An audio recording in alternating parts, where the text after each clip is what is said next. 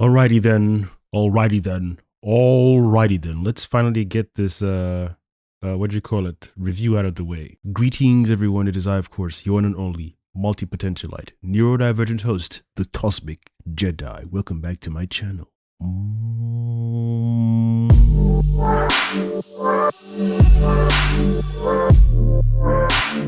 Stranger Things Season 5, Volume 1 is okay. Let me explain. Let me get the bad parts out of the way real quick. I didn't like the bickering between certain characters. I didn't like the love triangle nonsense. Didn't like the way Hopper was speaking to, or the issue he had with 11. I get it. All these things I get because they're typical tropes people are used to. But I'm going to make a simple comparison, right? And this is, I don't want to make it sound like it's an unfair comparison. Recently, when HBO dropped Welcome to Derry, I was in two minds about that show. And their very first episode, spoilers ahead, by the way. Spoilers ahead for both shows. Stranger Things Season 5 and HBO's Welcome to Derry. In 3, 2, 1, you have been warned. Nice. The first episode of that show was magnificent for me. Maybe that's an overplay of the word or overuse of the word magnificent, but it was beautiful. And I said in one of my videos praising the show that the first episode alone superseded and completely demolished the entire season of Alien Earth. Yeah, boy. That's how much I appreciated and enjoyed the first episode of Welcome to Derry. For the first episode to hit so hard of the first season compared to Stranger Things that have been going for 4 seasons, any trope we're so used to or that they've made us used to that we were expecting, they could have flipped each trope on its head. That's right. After Holly got kidnapped by the Demogorgon, I was hoping that the team would become very, very precise in their decision making. They would avoid gimmicky nonsense. They would avoid a typical arguing tropes or rant tropes or bickering tropes, and they didn't. This was their one chance, especially at death. I was expecting one of those two parents to get demolished. You serious? As soon as the father got hit, I said, yeah, he's gone. Now, when the mother got hit, I was like, oh, now you got 2 choices. You can go dark and completely erase both parents, or you go the safe route and take out one or the other. I was already half expecting they would take out the father because of the way they wrote him since all the seasons. So maybe in the second half of this season finale, they might end up killing the father and not the mother, or vice versa, or both. But I feel they should have had a death impact in this first volume instantly. And the things that they saved towards the end of episode 4, only for it to be the cliffhanger, look forward to the next 3 episodes or 4 episodes on Christmas Day. Another gimmick. This is your final season. And some of us are already half expecting you to just write typical things. Surprise those people. Shock those people. Say, I know you guys are used to what we're writing. I know you guys expected certain tropes. We got you covered. We got you covered. Any story where things outside of the norm occur, you can't keep repeating incompetent, typical tropes. Just because they're tropes we're used to doesn't mean it's good for the eyes to watch or for the mind to just sit down there and absorb. The bickering got on my freaking nerves. It's like, what are we doing? You ain't lying. It's your 5th season, your final season, the big showdown. Massive expectations from everyone. And you resort to bickering? Love triangle? Will they, won't they? But what you're showing us, what Dustin is going through, didn't need to. Maybe it's because of the time period this thing was set. So there's an excuse as to, back in the day, people wouldn't have acted like this. There's something I find very, very annoying that they show also in Welcome to Derry. Certain schools or the mindset of America, this bully mindset is so prevalent. The jockey, or is it the jock or whatever it is, the popular people, popular girls, popular boys, mean girls. Oh, I cannot stand. Maybe it's because I was bullied at school as well. When I say I hate that shit, I hate that shit. Damn. Bear in mind, these activities end up pushing people to self-termination, or they end up being some of the children who unfortunately go to their mother's drawer or father's drawer, pick up a particular tool or weapon, and then bring it to school. And then that poor child ends up in a place where they can't grow anymore. They can't become who they're supposed to become because of some putrid children who were born from putrid rooms, who were raised by putrid parents, end up bullying other people. God damn. It's so prevalent. prevalent in certain American shows that's a trope I'm getting so bored of. So bored. I can't even sit down and say, you know what, let me put myself in the mindset of these people who they really believe Eddie Munson killed those children. The fact you don't know, not that you've been told because you read a newspaper or you watch on TV, you don't know. In here, you don't know. So when you don't know a thing, you can't run around with this final judgment based off of the lack of knowing. And then you bully people. And when someone falls out on the floor, everyone points, ha ha ha. Even the people who aren't even part of the bullying rally or the bullying crew or the bullying squad or the bullying Avengers, they all laugh as well. Everyone points and laughs. I'm surprised how America survived that long until now. And I wonder how many people are also tired of that bully trope. Whereas this popular people, you can't write better stories, different stories? I mean, if you're going to put the popular people popular, cool. If you're going to put the geeks being geeks, cool. Nerds being nerds, cool. The drama people into drama, cool. The music people, Dungeons and Dragons game, whatever it is, have them just do their thing and stop this maybe have them work together more often than most, rather than, but in this season we have them. It just got on my nerves, man. What Dustin went through. I was half hoping that snake that he pulled from school, even though I realized, hindsight, it's a snake that's in school, so you can't have a poisonous snake. I was half hoping that snake was poisonous. I was half hoping that thing would have bitten one of those cocksuckers and finished him. And yeah, I don't care. As long as you can't trace it back to Dustin taking a stick, then I don't care who dies, because those are putrid people. Did their mother beat them at home? I don't care. Are they being abused by their father? Again, I don't care. If you're not going to find a way to solve the bully mentality or mindset or heal it, aside from the chubby kid who was also bullied, even him was like, I don't know how did you become a bully? That's a good question. How did you, in this environment where you watch other people bully other people, the popular people, the so-called good-looking people, the mean people, the incompetent people, you chose to observe all these people and you chose to become the bully? Or is it because he's chubby and he didn't want to get picked on, so he chose to become the bully himself? You know what? That could also be a problem with bullying, where it's like, I don't want to go through the bullying, so I have to become the bully myself, so I don't get bullied. You now have to become the villain, so the villains don't bother you. We don't care. Anyway, it was okay. It was okay. I was half hoping the first episode would be a banger. The whole metal sheet across all the dimensional tears, that I did not like that at all. I was trying to visualize how practical that was, because the vines didn't move, the vines didn't push through. You know, sometimes even in nature, once you put a pavement around a tree, the roots will push through, through the pavement, through the foundation of your pavement. You see some weed coming through, some grass coming through, and that's just nature. So I was half hoping that you would have some places where the army is constantly based there, because the vines and the tentacles just keep pushing through the metal stuff. And I just couldn't buy that the army had technology or had particular metals ready and prepared, enough of those metals just laid out in storage to just, cover the opening, because the end of season 4 was epic. That shit looked epic. That shit looked powerful. It looked like, what we're about to do in season 5 is going to blow your minds. So get ready for some world-ending shit. Plants were dying. They didn't even address that again. Well, if they did, they did the exposition dump thing. It's been a while now. Helicopters are flying, monitoring people. I'm surprised they didn't even have hovering helicopters. What? Helicopters following the crew at all times, just to stay on them. And they wanted Elle. Well, we'll see what Sarah Connor wants Elle for, what her competent idea is. Sometimes you want to be in the mindset of the person who has this obscure idea, who's supposed to be one of us as a human being, fighting against this interdimensional creature or monster. And despite them being the army, where they're trained differently and they think differently, they don't think like regular folk, even though they were once regular folk. You just want to be able to sit down and say, okay, let me see how your mind is working. Let me see where you're coming from. Like Thanos. Thanos came and did his thing.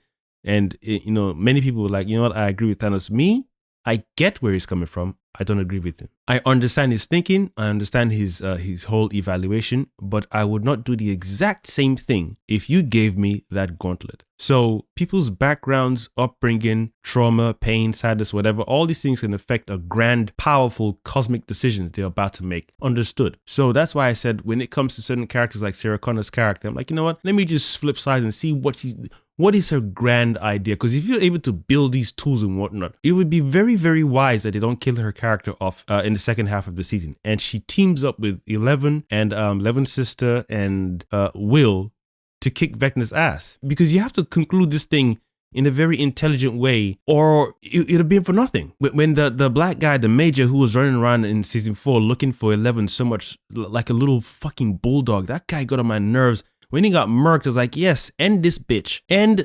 Because this family, the children and the parents, especially the children and the teenagers, they've all gone through something that it's not something you wake up in the morning and say, I would like to experience this today, please. Total Recall style, injecting your brain. This is a very supernatural, very unique experience. So to have a bunch of soldiers in army and general, if you've been given an order, yes, sir, yes, sir, yes, sir, sir, sir, sir, sir, sir, sir, sir, sir, it's boring. So it's good to see those characters get killed off. In fact, it should have gotten killed off in more painful ways, because it just shows limited intelligence, despite this whole, a position of authority.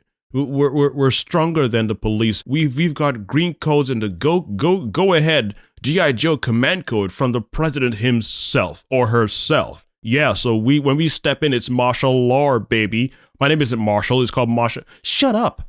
Just fucking shut up. It's boring. Fucking boring, man. So those things, I was already checked out since season 4 when that dude was just running around. He's always how many steps behind. You beat people, you create torture chambers to get information out, and all this time you were spending and wasting harming people, showing your badassery. It's the American soldiers. Fuck yeah, America. Yeah, it's fucking weak. Fucking weak. Maybe that's how America viewed the soldiers back in that time period. Who knows? Who cares? I don't give two horse shits. Boy, that escalated quickly. Just have some intelligent flip the script writing where the soldiers get on board quick. In fact, quicker. You ain't lying. Just put 2 and 2 together and say, yo, this small child that we're chasing so much, despite the powers that she hasn't gone out of her way to go and cause any kind of world ruckus. People are dying. Maybe it's important for me to sit down and do some investigation, not just chase someone's little fucking tail feathers, run around the whole city looking for someone, run the whole of America looking for a small child. Sit down and ask fucking questions. That whole part of season 4 really boiled my blood. So to see him get killed off in this season, I was like, yes, finally. But I wanted more suffering, man. I don't care if it was brown, Puerto Rican, Mexican, if it was a female. Couldn't care less. Because if you're not going to write your characters intelligently, just have him killed off or have him suffer, man. Because I'm just bored. Just bored. You're dealing with something that is not in this dimension. It's not in your playbook. All the ideas you could have come up with in a comic, in a cartoon, in a play, in a newspaper cartoon, whatever it is, if you're even writing a story, you could not come up with this exact same experience these people are going through. So it makes sense to sometimes write the characters differently, or write them saying, you know what, let's step back a little bit, because we've done some things that we don't feel is good or proper or righteous. Just because we've got orders doesn't mean we can't use our brains to think. Just sit down and say, all these patterns of killing, let's try and do our own investigations. Because these children if they ever got into the army, best believe wars wouldn't be fought anyhow. They wouldn't just stand up and say, America, war, bomb, grenade. They would take their time and say, yo, let's process this thing properly. These are children going through very, very traumatic experiences that some grown men can't even stomach or fathom. Just sit down and ask questions. What are you guys chasing? This thing you call Vecna, is this real? Is this Yeti? Put your 2 pieces together and don't detain. Or if you detain for a second, then have a conversation. Look at what happened with Sarah Connor, for example, in Terminator, where everyone thought, oh, if you put her in the police station, this thing that's chasing her, wouldn't really this person, whatever they say is chasing her, wouldn't have the balls to come to the police station. And yeah, it has a humanoid look or human being look. It just came and said, hey, I'll be back, motherfucker, and drove the car through, murked everyone. Everyone. I don't care what you think. I'm present. I'm a real threat. I'll be back. Now, granted, back in the day, they didn't really have CCTV that prevalent, especially with technology like we do today. Today, you can't have that same story of Terminator 1 fly. You cannot, because you'd have to have someone to say, sit down and say, hey, give me some CCTV footage. Yeah, we saw that guy go hit by a car. He just stood up. Let me explain. His eye is glowing red. Let me explain. So whatever she's saying, she's not lying. And we need to find a way to work together, protect her and stop this thing, or see how we can keep her away from this thing because it's going to keep coming. Let's get the army involved. Just something to improve, the writing, to change it up a little bit, because we're expecting the police not to believe the person. We're expecting the army to be like, oh, this is your fault, blah, blah, blah. Change it. Flip the script. Surprise the audience. Surprise them. So much so that in Terminator 2, the people who had Sarah Connor locked up in the psych ward, only for the main guy with the glasses, the leader, to see Terminator walk through. In fact, before that, let me rewind. Before that, we had the 2 FBI come and interview her and say, oh, by the way, the pictures that showed up in 19 so, the same guy showed up again in this day and age. You can imagine what that would have done to Sarah Connor's psyche. This thing that I killed is back. Like they said. Wait, did they tell her it? In fact, I thought what I did was permanent. So it's back. That means this thing is relentless. No matter. That's why she said, fuck this. I need to break out of this place. I need to break out of this place ASAP. Someone's whole life has been changed because of one machine's decision, and because people didn't believe her. That's such a compelling story. Such a compelling, powerful story. Then she sees the same machine. Come with me if you want to live. She's already pissed her pants, crapped her pants at the same time. Frozen, because she knows what she went through in the first movie. And the guy who had the syringe who evaluated her, he then sees Mercury Man walk through T-1000, walk through the freaking metal gate. Those scenes, or that kind of thing that happens in movies, are so satisfying. But sometimes I want more. I want the person to see it, witness it, and then die. God damn! It's like, it's too late. I don't want you, I'm sorry, I didn't believe you. Nah, see it, witness it, look at the main character, get your head chopped off. It's just so satisfying. In fact, it's double satisfying when they witness it, then get the head chopped off. Because sometimes you have to write characters where, even though I don't believe you, help me understand it in some way, shape, or form, so I stop hindering your progression against this evil, or against this bad machine, or bad person, or bad character. So the soldier trope, dull. I didn't give a shit. Didn't care. Wasting so much resources. You guys had metal sheets ready. What a perfect measurements as well. What industry, what factory did you guys go to cut? How did you even measure it? You eyeball it in your helicopter. It's about this wide and 6 inches wide and 54 feet wide. Okay, cool.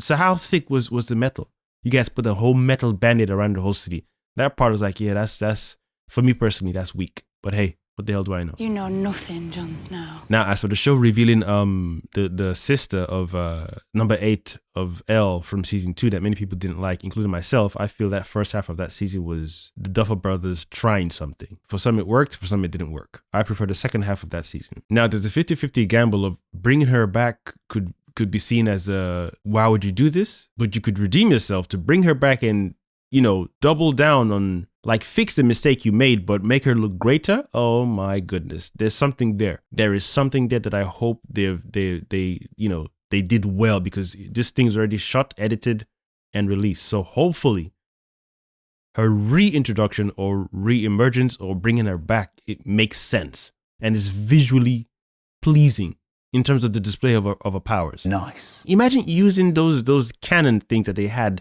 on L. Imagine using them on Vecna. You can build those things, but you don't have enough intelligence to say, let's really do some proper investigation, right? Just because every time these people die, L and her people are there. Do you really think these people are murderers? Have you seen the way these people are dying?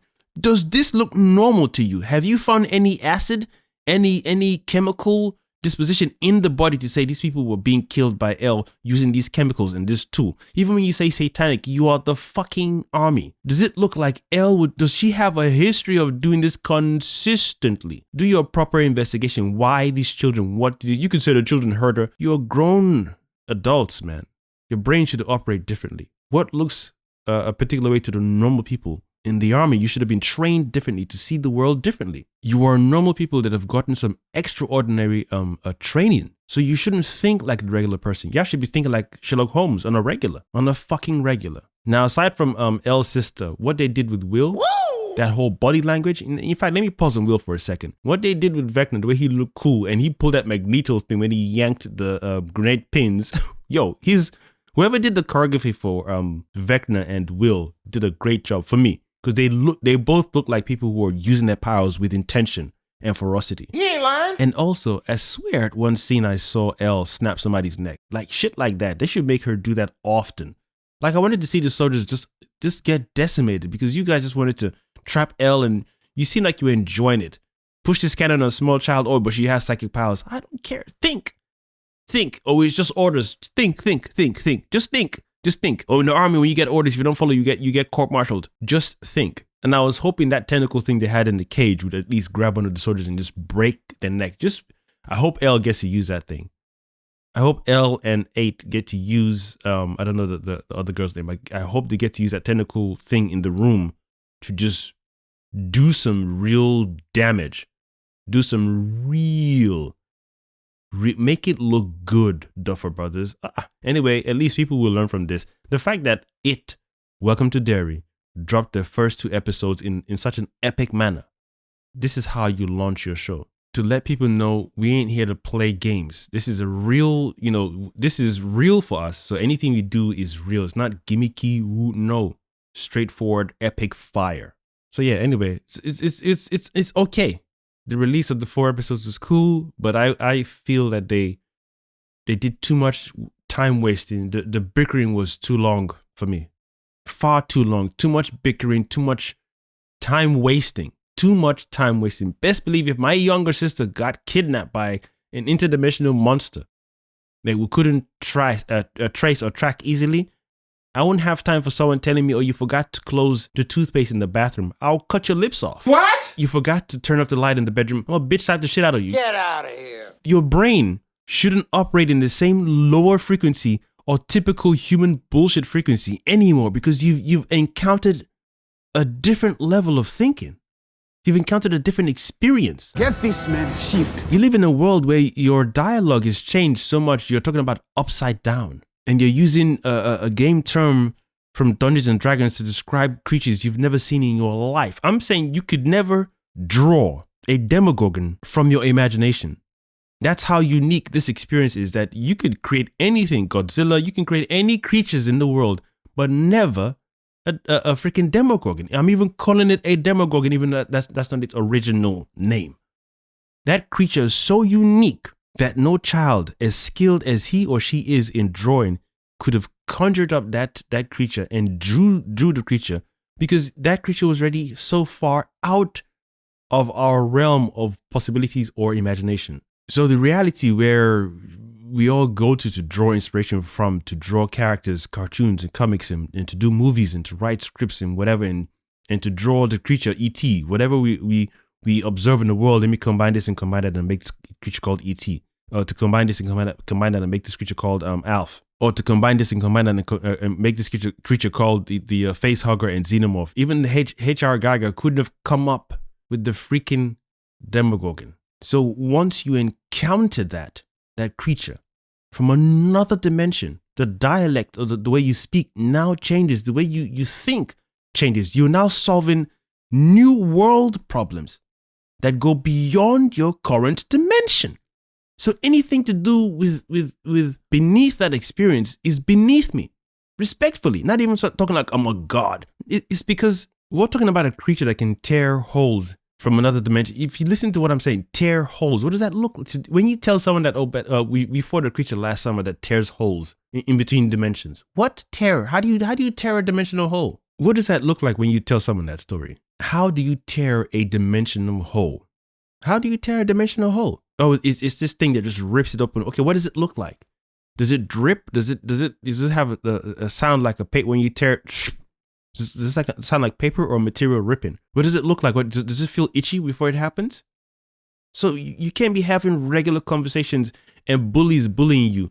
Again, that's how the Duffer Brothers chose to write it. I would have written it very, very differently. Because Dustin is in a very dark place. Dustin saw this, I can't remember his name, this young man die because of Vecna. And what that feels like is is different because there aren't many people who you can tell this story that will believe you. So the bullies would have been a small issue for me because I would have gone dark. Either tell my people, say, these guys are bothering me, we need to find a way to stop them, or set them up with the army. What do you mean by that? I would have gone so dark and set them up with the army and have the army pick them up thinking they were working for L or working with L.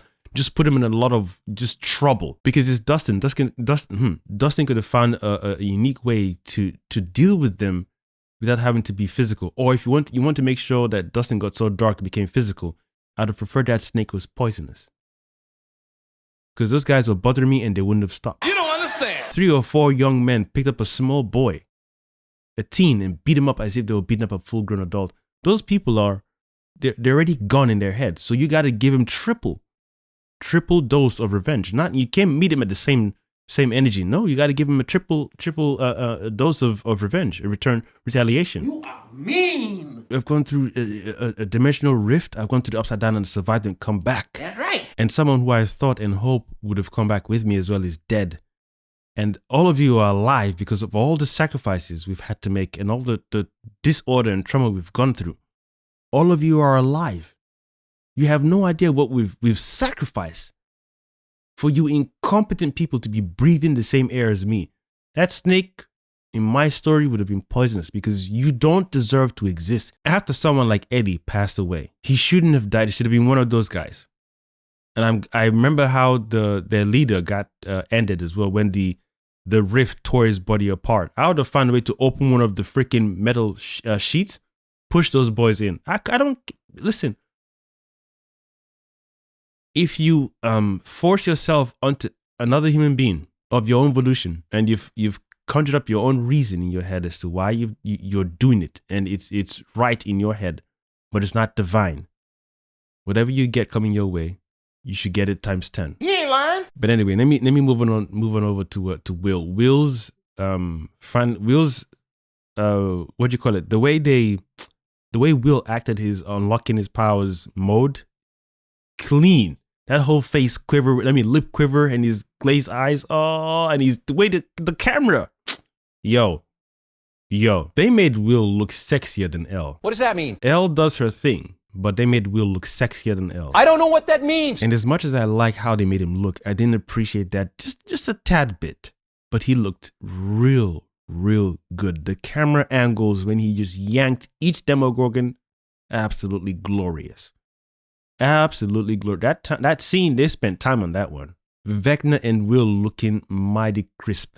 And I got a few videos to work on during the week in regards to Vecna's monologue. Some parts of his monologue that I appreciate in season 4 and this season as well. Some parts I'm like, I don't know about that one.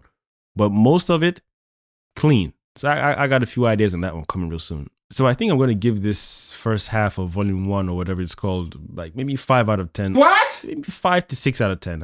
I'm there between 5 and 6. I'm not giving it 7 or 8. No way. Doesn't feel like an 8 for me at all. I mean, it felt good when things started, picking up, but it just took too long. I was half hoping we'd have gotten to the point where 11 and Hopper would have been doing tag team things. And I understand and get his reason as to why he didn't want to take 11 in the upside down world. But at some point, you got to let her fly because you do what you do. She does what she does. Combine the both of you, it's game over. But the bickering thing, and there's one dialogue where he said you're running off emotion. I'm like, oh, hey, isn't that typical trope? Women run off emotion nonsense. Why are we writing this line into dialogue? Why are we still doing this? Especially for someone like 11. These guys have gone through such unique experiences. There's a way you pair them off again for the final season to say, we know what we've gone through. We know what we've survived. We know what we've experienced. On paper, some of us should have died by now. So we have to move with a certain level of willpower, precision, and trust. Not just determination. I'm determined to stop Vecna. Yeah, but we must kill what no longer serves us. And we move as one. We move as a hive mind. That's how these guys are getting one over us. The upside down, the mind flare or mind flare, and then the Demogorgon, they all operate as one. All operate as one. That's where we need to come together. Even when we're apart from each other, doing our separate missions, You must operate as one. Now, granted, something goes wrong with gear, something goes wrong with tech, or our plan is interrupted by onlookers or people who don't know what's going on, or just, whatever. Cool. But when it comes to our unit, when we communicate, no love triangle bickering bullshit. No, you should have stayed behind when I told you to stay behind the L. No, I trusted you, but it's boring, man. Come on! You guys gotta start moving like one mind with the sole intention to stop this entity whilst keeping the army off your back. Because those guys are already another level of hindrance. So that's me done. I'm struggling between 5 and 6 for the first half of the season. But why? Although I feel they could have done much better. I feel they could have come out, hitting the floor and running. That whole metal plate on the rift, boring. Because you don't know what happened to the plants. I wish they had shown what happened to crops, to food. They showed people leaving Hawkins in season 4, the final episode. They showed smoke here and there and trying to quarantine this thing. And I'm surprised they didn't even have some soldiers. Is it defecting or defecto, whatever? Saying screw the army. Let me go find Elle and her crew to work with them. That would have been sexy writing. That would have been sexy writing. Because whatever this thing is, we just put metal sheets over the ground where we saw red with tentacles over. And this is outside of our training. Fuck this army thing. Find those dudes. You could have even made it look like they finally found them and they're about to turn them in. Fuck it, we're here to work with you. Anything you need, guns, ammo, weapons, let us know. Nice. You need clearance, you need tools, you need gadgets. That would have been sexy writing because you're dealing with something beyond your comprehension. And if I was to sit down and investigate this thing, I'll say, listen, these people we're chasing have dealt with this thing and seem to be dealing with this thing and nothing has happened to them. For all we care, they are our last hope. If we continue this path, we are going to be a constant hindrance upon them. They're practically doing superhero work in the moment, so it makes sense to assist them in the best ways we can. Ammunition, weapons, artillery, vehicles to make their work easier and smoother. I don't know what a Vecna is or who a Vecna is or what a Pakana, but I know something is off because I was there when we had to put these metal sheets conveniently over these red gaping wide holes that everyone's calling an earthquake on the outside. When you get to see it, this is not, if you're a Christian, fuck it. If you're a Muslim, fuck it. This shit is real. This shit right here, this shit's called death. And whatever I'm looking at right now is not in the Bible or the Quran or the Torah. So it makes sense in some way, shape or form. I would assist these people who seem to be fighting this thing for a long time. Boy, that escalated quickly. That's what we call flipping the script writing, not typical trope bullshit. And no, don't give me that excuse of there's one guy who spoke to Sarah Connor in the Upside Down Army base saying, oh, is what we're doing right? No, I'm talking about a bunch of them saying, I have family and I don't want this thing that's happening in Hawkins to spread. So you know what? They said we should go out and look for so and so. We'll act like we're doing our thing, track them down, make the audience think, oh, we've caught them. We're going to deliver them to Sarah Connor. Psych, we're here to help. What? Yes. Whatever you're dealing with, I don't know. Get us up to speed so we're not out of the loop. We'll buy you time. We'll clear the road. We'll do this. We'll do that. We'll do what we need to do, but we're here to help. If it's sniper rifle, you got it. One of my boys is a good sniper. If it's grenade, you got it. That would have been a sexier. Maybe in the second half they would, but we don't have to wait the second half. Just make your writing more tighter and sweeter and sharper. But it's already done. They finished. They've edited. They've uploaded. Yeah. I'll bring this up again one last time. Welcome to Derry released 2 episodes. And those first 2 episodes were so fire that I thought the end of the first episode was a joke or it was a dream sequence. Nah, no way they would do that. How can you set up the children for the rest of the season and then kill them off? Second episode, one of the children woke up and I thought, yeah, it was a dream. Told you it was a dream, only to progress in the episode, reminding you that the death you witnessed in the first episode was real. I was stunned. You ain't lying. I had to rewind the shit because I was so stunned I couldn't even keep up with the episode. And the gory shit, the way, not even gory for the sake of gory, how disgusting the thing looked, the way Pennywise would go into your mind, show you dark visions, the way he would just play with you. Pennywise they made this guy a powerhouse. He just doesn't talk it. He does it. Like, yo. I'm not here for fun, but I'm not to be fucked with. First 2 episodes, it wiped the slate clean of Alien Earth for me. Alien Earth was a disappointment, a massive cosmic disappointment. And some genius has gone ahead and given them a season 2. I don't know why. But anyway, that's me done. So my final rating for Stranger Things season 5, volume 1, 5 out of 10. Come on, son. Maybe I might push it to 6. You know what? Between 5 and 6 over 10. That's all I got for y'all. No, God! I'm sorry. It's not 4.